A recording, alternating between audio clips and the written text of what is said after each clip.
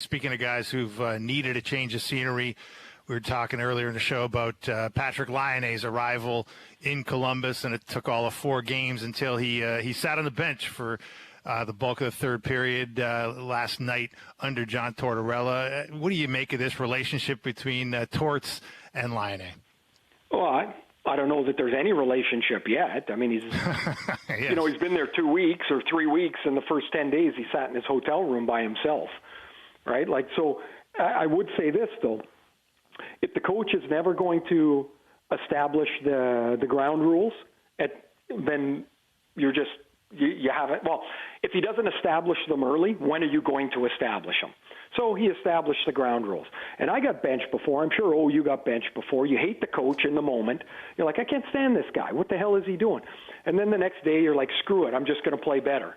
And you play better. And so Tortorella's got to deal with the second part of this benching, which is once you get past the game, then you've got to move this thing forward so it doesn't happen again. He's worried about winning last night. He obviously felt Laine should have done something on the 1 goal against at least, or he didn't like a couple other things that was going on. I wasn't watching the game, but he makes a decision and benches him, and it's because it's Torts. It's a big deal. Lots of coaches maybe wouldn't bench him. I know, but Kekalainen's got to be going down there, Ray, and saying, really, again, we're doing this? We just had Koivu retire. Dubois wanted out of here. Nobody else wanted to stay in the last 3 years and be here. And now we're really back at this situation again. He must be thinking, we're in a small market, but all this attention, I don't know if I really like this anymore. Well, if you think all of the things are related, I mean, I don't know what Mikko Koivu retiring has anything to do with John Tortorella. Well, I know. That's just another thing where it makes people raise their eyebrows and say maybe he just got sick of it. And I don't know, but it's just. Yeah, it seems early to me, to jump on the bench train. How about skip can't a really shift go back or two? from there. How about one or two shifts and a quick whisper in the ear, go get him, pal, instead of take your skates off. Yeah, I don't think that's that doesn't seem to be in John's playbook. No. So, I mean, when I saw he was benched, I'm like, same thing as what you just said. Like, seriously, already? And so I don't know I don't know how you easily move forward from that, but they will, because that's where he plays. But, there is a lot of this that seems to be around all the time, and I think my way I'd like to think would be a little different, but maybe it wouldn't. I don't know. Maybe you get so PO'd at your player, you're like, you know what? I'm tired of watching you make the same mistake tonight. Just sit there so I don't have to watch it anymore. Well, I think it's a real opportunity for Laine to get the messaging. I'm sure Paul Maurice was tough on him and was honest with him and candid with him, not to the extent of benching him necessarily. But we all love the talent. I mean, the guy is as talented as almost anyone in the league, but he's been a flawed player. Like, fundamentally, his Why is he going to ethic, get it now, though, Brian? I don't know if he will, but as I said earlier, I think this is a real opportunity for him. Like, I could see 15, 20 years down the road him thanking John Tortorella. Thank you. Like, I needed someone to come and smack me around, figuratively speaking, and I needed to start working harder. It's a discredit to Paul Maurice, though. He's been around a long time. It's not like he watched him and said, I got to try to figure out something to make this kid Then that's better. on the player, though, right? Like, it's not house league. If you can't get the job done, you can't just keep blaming the coach for being mean to Patrik Laine, right? Like, he got uber talent, can score a ton of goals. He's made a fortune already. He's making $7 million. Well, the other thing, Brian, is I'm assuming the rules are the same for everybody else. It would seem like that way. I don't picture that John has different rules for different players, right? So, you've got to build some collateral with the coach as far as, so you can stomach a mistake easier from the player, right? Like I felt like I had very little leeway when I was younger, and when I was older, I never even really thought about it.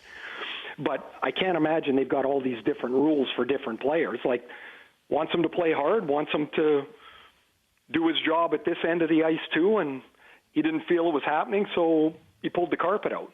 Doesn't mean the carpet's out forever. It means it was out last night. They won. Yeah. Torts is trying to win last night. They won. So I got an idea. play better next game. Cam Atkinson didn't get benched yesterday. No. Although we did say, hey, I've been that guy before. That's towards his son. Cam Tortorella. Cam Tortorella. Gets, I said to these guys who earlier. Who say that about you, O? Whoever said, oh, my son Jeff? Who was the coach?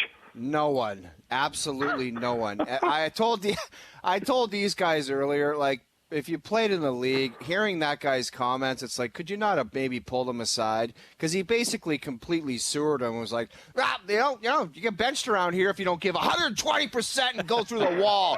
I was like, Jesus, Murphy, buddy. Cam Tortorella.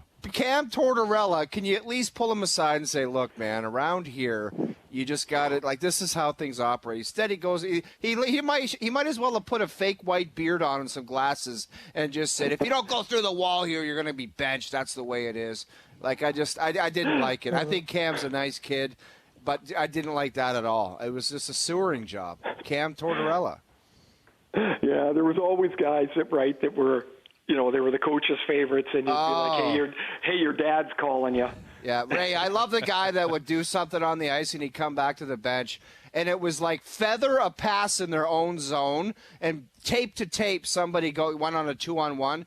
They'd come back to the bench and they go, Coach, is that what you wanted me to do there? And I literally wanted to puke my guts out and say, you know what? Like, it just made my skin crawl. Like a beautiful, gorgeous saucer pass through four guys, and it would be, Coach, is that what you wanted me to do there? The coach would be like, yeah, great job there. That's a great job. I was just like, you son of a gun. We had one guy that I played with earlier in my career, and he was one of his great lines. He would say, hey, I don't know what happened there. I had my guy in the corner, and never, because there was no video then. And you'd be like, what the hell happened there? Like, how did we always break down? It's always us. But he'd always say it on the bench. Hey, what happened down there? He'd yell down he was a defenseman. He'd yell down to the forwards. Hey, what happened out there? I had my guy in the corner. And you'd be like, stop it. Yeah. You couldn't have had your guy every time. Every single time. The greatest defenseman in history. The other guy that's a legend is the guy that pouts the whole game. He hates the coach. He goes on the ice. He scores a goal and comes back, and then he's like, come on, boys, let's go now. 20 miles, 20 smiles. Come on now. And it's like, you are the biggest loser of life. You haven't said a word for 3 months, and now you scored a goal, and you're Charlie Hustle, and you're just the emotional leader of this team. Come on, boys. 20 miles, let's go. It's just losing 5-1. It was the first goal of the game for you guys. Yes, that's the guy. That's the guy. That's gonna chalk up a comeback because we're all fired up after my big snipe.